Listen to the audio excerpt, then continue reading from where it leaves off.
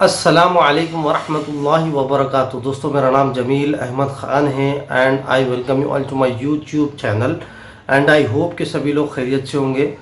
दोस्तों, आपने बारहा सुना होगा फेड की मीटिंग बैठने वाली है स्टॉक मार्केट में, और आपने ये भी सुना होगा फेड रेट कट के बारे में। तो आज मैं इसकी थोड़ी वजाहत आपको करूँगा और इसका ताल्लुक़ स्टॉक मार्केट से क्या है वो आपको मैं बताने की कोशिश करूँगा, ताकि आप लोग जब फ्यूचर में जब भी फेड की मीटिंग बैठे तो उसके ज़रिए से अपने ट्रेड्स को मैनेज कर सकते हैं। ठीक है, तो ये वीडियो बहुत अहम होने वाला है, इसको एंड तक देखना। और तो दोस्तों, उन सभी लोगों तक ये वीडियो को पहुंचाइएगा जो इस नॉलेज को सीख रहे हैं और स्टॉक मार्केट से कुछ पैसे कमाना चाह रहे हैं और एक एक्स्ट्रा इनकम सोर्स को जनरेट करना चाह रहे हैं। तो without wasting any time we will start our video. दोस्तों, फेड जो है ना, फेड जो अमेरिका है, यूनाइटेड स्टेट्स ऑफ अमेरिका, उसमें एक एक कमेटी है जिसका नाम है federal operating market committee, FOMC। ये बेसिकली कमेटी में 12 बैंक्स, जो federal reserve bank of United states के जो 12 बैंक्स है, वो 12 बैंक्स की बोर्ड ऑफ मेंबर्स की एक कमेटी होती है। ये कमेटी का काम क्या रहता, साल में 8 मरतबा तकरीबन ये लोग बैठते हैं, मीटिंग इनकी बैठती है, और इसमें ये लोग जितना भी इंटरेस्ट रेट है, जिसे फेडरल रेट भी बोलते हैं ये लोग, उसको डिसाइड करते हैं।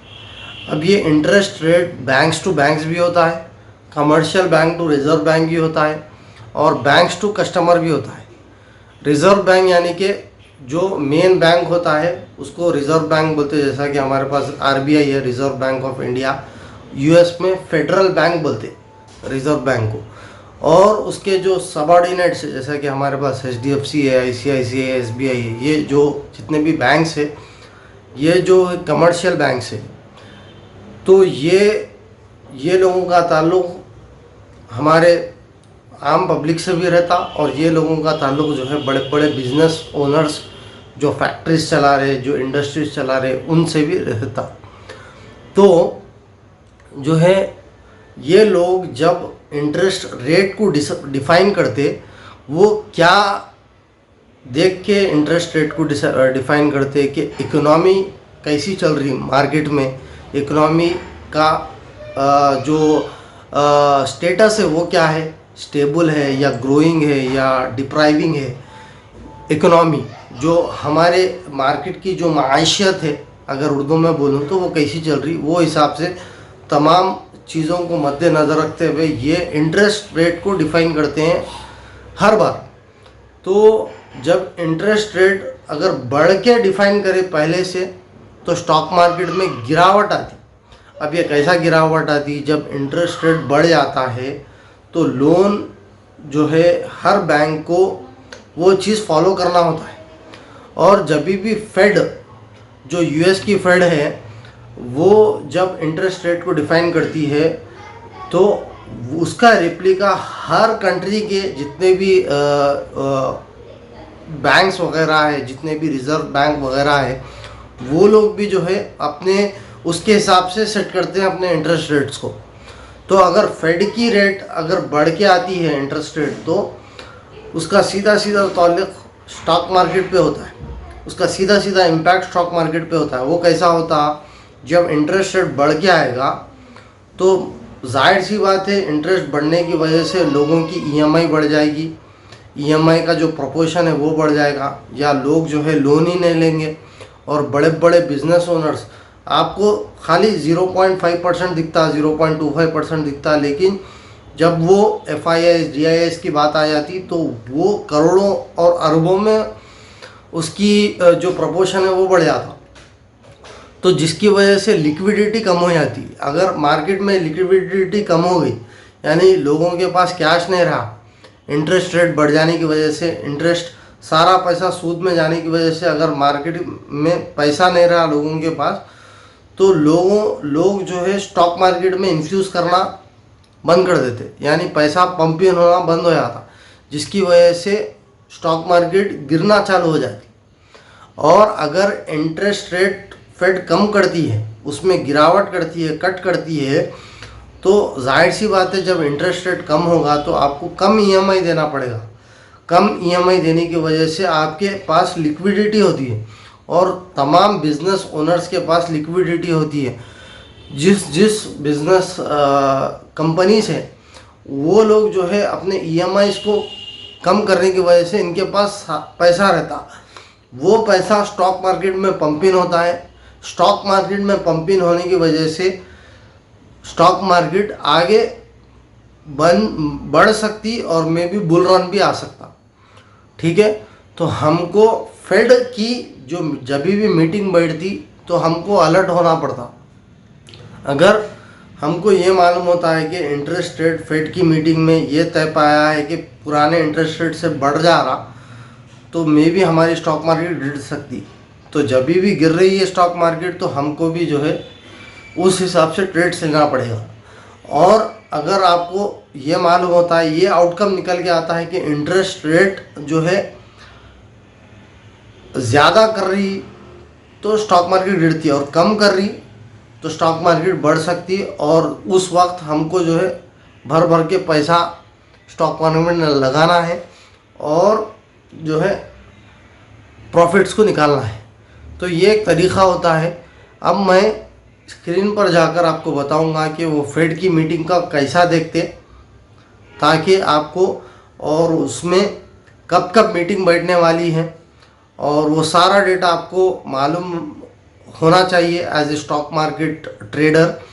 और वो मैं आपको बताऊंगा फेड की मीटिंग कब कब बैठने वाली है, पिछला डेटा, पिछली मीटिंग कब कब थी और वो लोगों ने क्या क्या किया, वो भी मैं आपको फेड की वेबसाइट पे जाके बताऊंगा।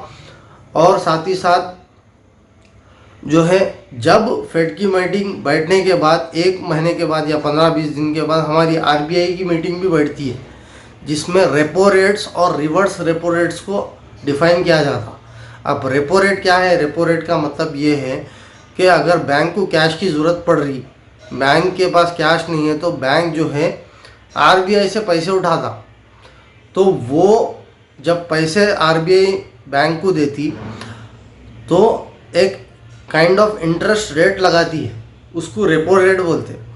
और रिवर्स रेपो रेट का मतलब ये है कि कभी कभी आरबीआई को भी पैसों की ज़रूरत पड़ती, तो ये आरबीआई जो है कमर्शियल बैंक्स के पास जाता, जैसा कि एसबीआई है और एचडीएफसी है। पैसों का मतलब कि कैश की ज़रूरत पड़ती, तो जब आरबीआई जो है ये कमर्शियल बैंक्स के पास जाता है तो उसको बोलते हैं रिवर्स रेपो रेट। जब ये बैंक्स भी आरबीआई से इंटरेस्ट वसूल करते तो इसको बोलते हैं रिवर्स रेपो रेट। तो इसके ऊपर भी हमारी स्टॉक मार्केट बहुत निर्भर करती है, डिपेंड करती है। तो रेपो रेट को भी देखना होता है, रिवर्स रेपो रेट को भी देखना होता है और फेड के रेट को भी देखना होता है। अगर रेट कट हो रहा तो हमारे लिए फेड के जो रेट है उसमें कटिंग हो रही, रेट कट हो रहा, उसको फेड रेट कट बोलते। अगर कट हो रहा तो हमारे लिए एक अच्छी खबर है और हमारा स्टॉक मार्केट आगे दिनों में ऊपर को जा सकता। तो ये सारी चीज़ें हैं। अब हम स्क्रीन पर जाकर इसको देखने की कोशिश करेंगे। तो दोस्तों अल्हम्दुलिल्लाह अल्लाह के फजल व करम से हम लोग आ चुके हैं स्क्रीन पर। तो आपको स्क्रीन पर जाना है investing.com पे, फेड रेट कट्स के बारे में देखने के लिए उसका पूरा डेटा। जैसे ही आप investing.com पे जाओगे, यहाँ पर आपको टूल्स में यहाँ पर फेड रेट मॉनिटर टूल बोल के रहेगा। जैसे ही आप क्लिक कर लोगे तो आपको एक ज़बरदस्त पेज खुलेगा जिसमें आपको फेड के बारे में जो भी इंफॉर्मेशन है जो कि आने वाली है वो सारी चीज़ें आपको यहाँ पर अवेलेबल होगी। अब ये जो पहले ही जो चीज़ है इसका मतलब ये है कि कितने दिन बाकी है फेड की अगली मीटिंग के लिए। 5 हफ्ते 4 दिन 2 घंटे 38 मिनट, ये मिनट्स को भी ट्रैक कर रहे हैं ये लोग। ठीक है, इतना प्रिसाइस है। और जो अगली मीटिंग होने वाली है वो है नवंबर 7, 2024 को। और ये जो ऑप्शन है इसका मतलब टारगेट रेट का मतलब ये है कि जब ये मीटिंग होगी ये इन लोगों की FOMC की मीटिंग होगी जिसमें 12 बैंक्स बैठने वाले हैं US में, तो वो लोग क्या रेट डिसाइड कर सकते।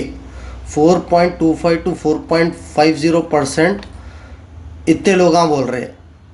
48% का चांस ये है कि 100 में से 48 लोग ये बोल रहे हैं कि 4.25 to 4.50 रहता, और 100 में से 51% ये बोल रहे कि 4.50 से 4.75 रहता।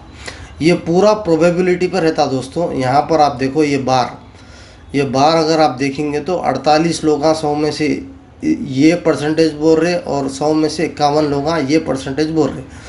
तो मे बी फ्यूचर में 4.50 to 4.75 हो सकता, जो कि अब इस वक्त क्या चल रहा, 4.50 चल रहा। अगर मान के चलते ये बढ़ गया तो स्टॉक मार्केट में गिरावट आ सकती। लेकिन अगर मान के चलते हैं अब इसके बाद वाली मीटिंग हम देखेंगे, इसकी बाद वाली इसके बाद वाली मीटिंग में जो कि 18 दिसंबर 2024 को होने वाली है, इसमें 3.75 to 4% 100 में से 26 लोग ये बोल रहे, ठीक है। उसके बाद 4 to 4.25% 100 में से 50 लोग ये बोल रहे, और 4.25 to 4.50% 23 जनों बोल रहे।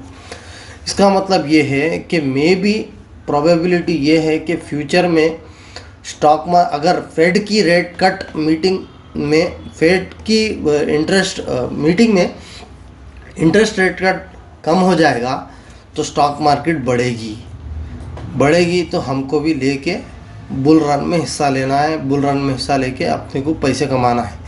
अगर मान के चलते हैं अगर ये लोग इंटरेस्ट रेट बढ़ा देंगे तो स्टॉक मार्केट गिरेगी।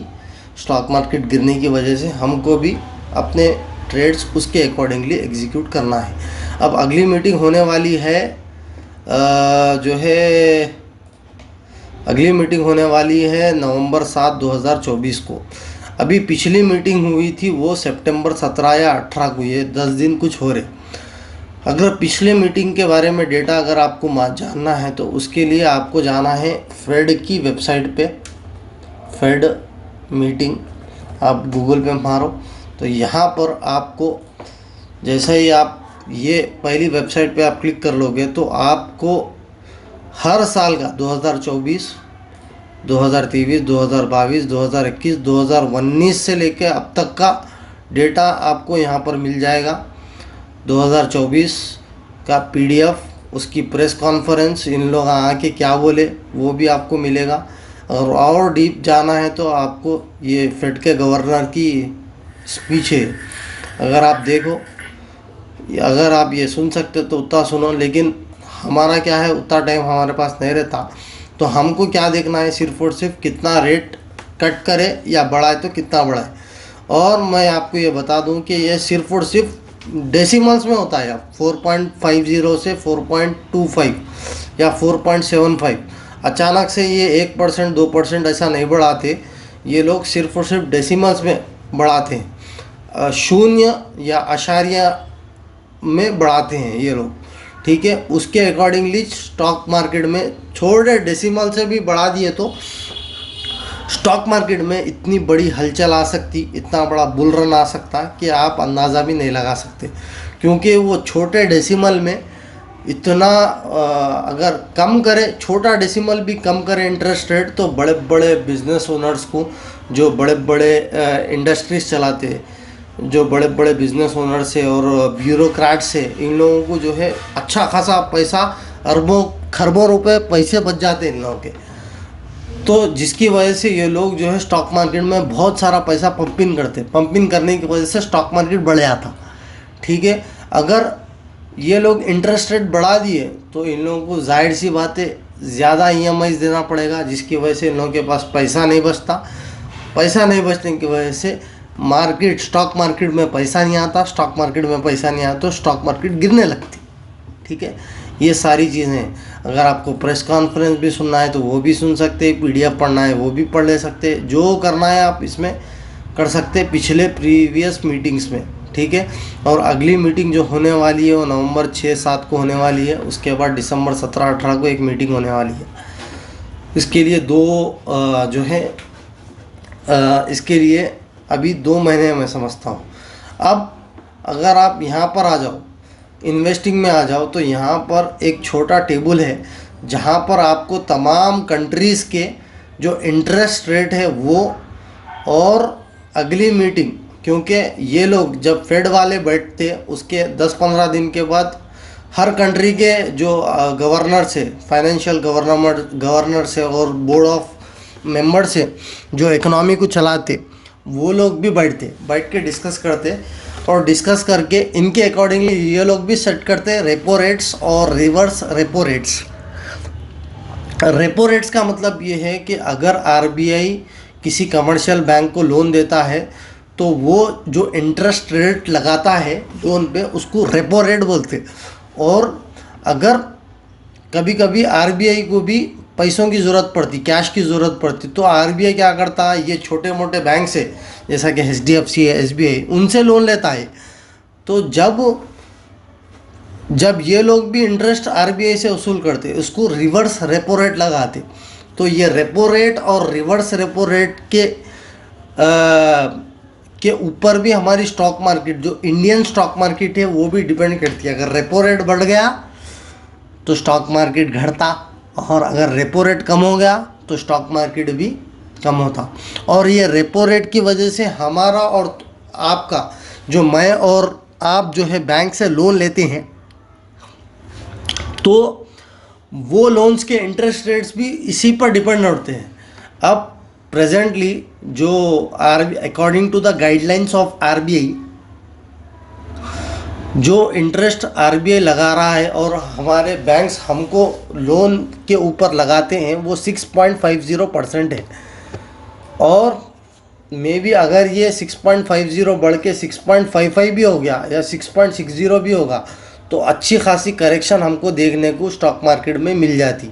और जब करेक्शन आएगी यानी स्टॉक मार्केट गिरेगी तो आपको भी यहाँ पर माल बेच देना है। बेच देने के बाद फिर FIIs DIIs का डेटा देखकर जब ये लोग फिर एंट्री मार रहे तो आपको भी एंट्री मारना है। तो ये सारी चीज़ें थी जो आपको बताने की थी। तो उम्मीद करता हूँ आपको ये सारी चीज़ें समझ में आ गई होगी, और उसी के अकॉर्डिंग आप जब भी ये फेड की मीटिंग बैठे तो अपने ट्रेड्स को एग्जीक्यूट करना। और इसी तरह स्टॉक मार्केट से रिलेटेड सारे इन्फॉर्मेशन आपको होना है तो ये प्लेलिस्ट में दिया हूँ, इसको आप क्लिक करके सारे वीडियोस देख लो। इंशाल्लाह ताला अच्छी खासी नॉलेज आपको स्टॉक मार्केट में हो जाएगी। तो मैं मिलता हूँ अगली वीडियो में, तब तक के लिए अपना खूब ख्याल रखिएगा। अल्लाह हाफिज़। अस्सलामु अलैकुम वरहमतुल्लाहि वबरकातुहू।